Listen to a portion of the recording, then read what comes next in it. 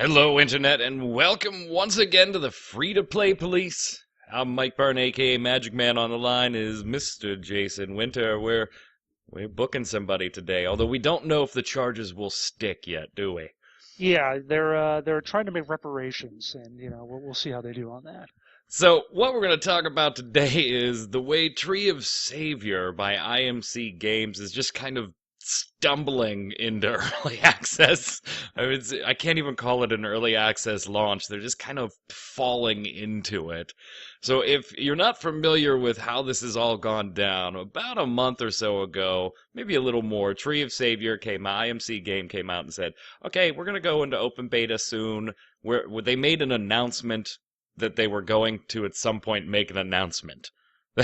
that's the way the press That's came almost out. worthy of being thrown in free-to-play jail right there. Right. That's close. We're going to make an open beta announcement soon. And then fast forward to last week when Tree of Savior announced that, hey, we're going to sell exclusive Founders Packs and give you an exclusive Founders server. And oh, by the way, these packs will range anywhere from 20 to 60 bucks. Founder access kicks off on March 22nd for those that paid the $60 amount. And those that don't buy a pack, yeah, you're going to have to wait till June 19th for access. Good grief. They threw a 3-month paywall in front of people if you wanted to play Tree of Savior as soon as you were able to. And guess what? A lot of people weren't happy, were they? No, not so much. Just seems like a dumb idea to begin with. Just Yeah. a lot of dumb ideas. But then it got better. And then worse. And then better. And now it's just kind of it's just there. I hate stupid marketing. And somebody in the company had to have say, wait a minute, guys, we've been talking about going into open beta and now if you don't buy the $50 pack, you have to wait a quarter of the year to play? I mean, Well, they got to incentivize. Someone came up with the notion this is what we have to do to get people to buy our $60 pack, or $50 pack, whatever it was. for crying It out was it was 50. Sorry, 50 originally. Yeah, That's 50 expensive. originally. They were estimating prices to be between 20 and 60. So obviously, Jason, that one didn't go over too well on the forums. No, because you had a lot of people who were, rightfully, upset that it would take them 3 months to get into the game if there was free to play, and then once they got in, they would be 3 months behind everyone else. Yeah, And then you have the fact that they were actually staggered. There were three packages. One that was 3 months, one that was 2 months, one that was a month. So even if you paid for the $30 2-month one, you'd still be a month behind those people who paid for the $50 3-month one. yeah, and there was no explanation on why they were doing it There was an or anything. explanation because Not of the initially. bots. Not Oh, initially. okay. Not initially. On the, hey, we're going to offer these, boom, that's it. They then came out a few days later, just like 2 days later, and said, okay, hold on. We got to go back and talk about why we were doing this whole tiered 3-month, 2-month, 1-month access. And it was because of the massive international audience. That's their quote, not mine. Massive international audience that they were expecting from Steam. And they wanted to try and mitigate bots and server stability problems that would arise from a big Steam launch. And to be fair, Tree of Savior does have quite a following right now as far as people that want to get into it and get into it quickly. So I could see that point of view, and I think everybody on the forums kind of saw that point of view. I read forum posts on their more detailed explanation of what the thinking behind this that said, okay, look, if you would have just told us all of these different reasons, we might have taken this a little bit better. We still would have been pissed, Mhm. but we might have taken it a little bit better. So they explained all of this and then said, all right, you guys vote. Not we're taking this away or we're going to do something different.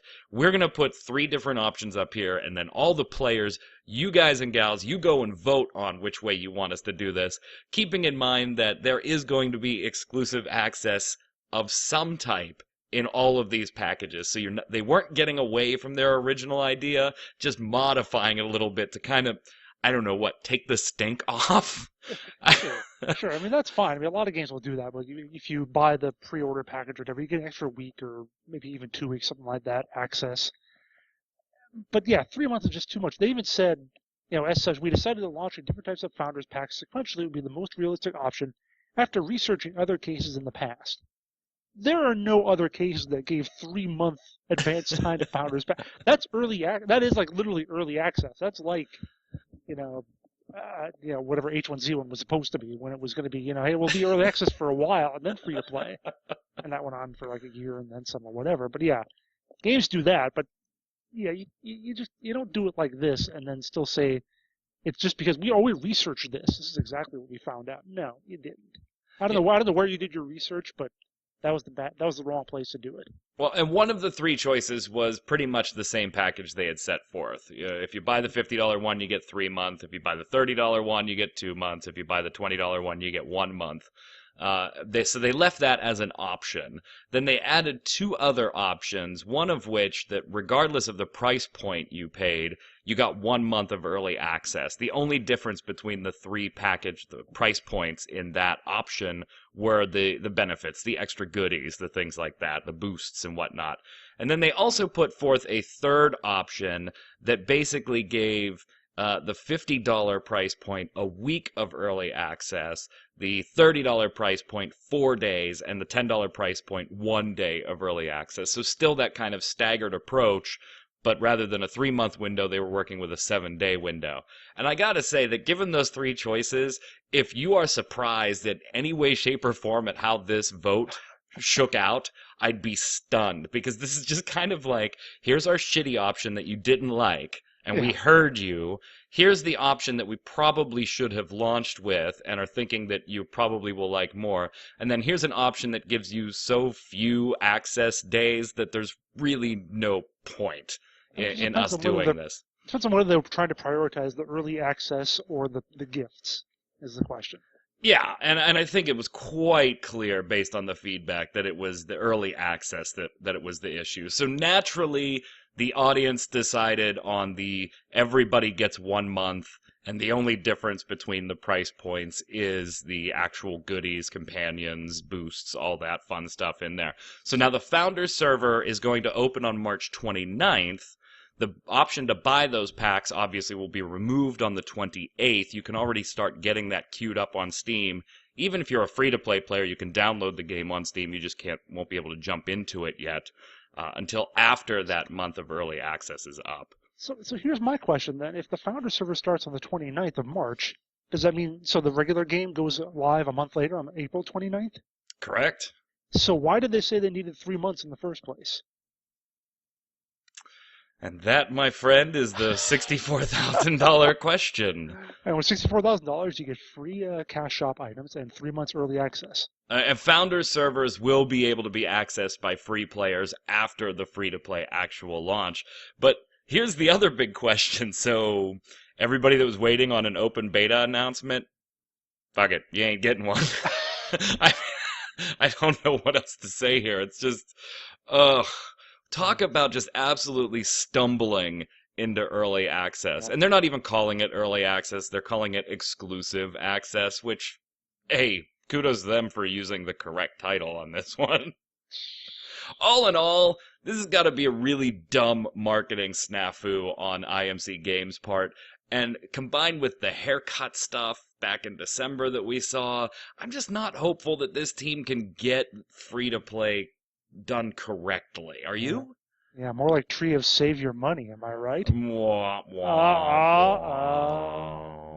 Well, let us know what you guys think in the comments about the whole Tree of Savior debacle as far as the money end of things goes. And if you got something you want the free-to-play police to take a look at, put it in the comments below. We'll be happy to take a look at it.